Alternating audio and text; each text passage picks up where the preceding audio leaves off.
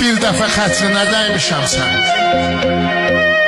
Düz bir ildir barışmırsan vəfasız. Zalim adamlara tənə vurursan. Heç özündən danışmırsan vəfasız.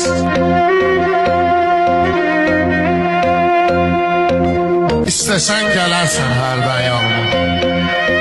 İstəsən gələrsən hərdən yanıma. Özün gəlib görüşmürsən vəfasız. Mən hər şey dəyişməyə hazıram. Sən fikrini dəyişmirsən vəfasız.